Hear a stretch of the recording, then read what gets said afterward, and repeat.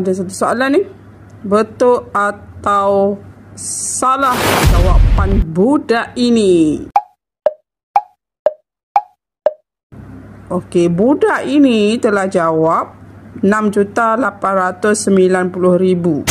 Soalannya nyatakan 6.89 juta dalam nombor bulat. Okey, dia nak nombor bulat. Nombor bulat tu maksudnya nombor penuh lah macam ni. Okey, juta. Juta tu ada 7 nombor. Boleh kita check betul tak? 1, 2, 3, 4, 5, 6, 7. Okey, betul 7 nombor. Tapi betul ke nombornya? Okey, ni senang je.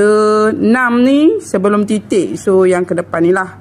89. Juta ni jadi 0000. 6890. Okey, betul lah ni. Cukup sifat 7 nombor. Itu juta. Dapat 1 markah.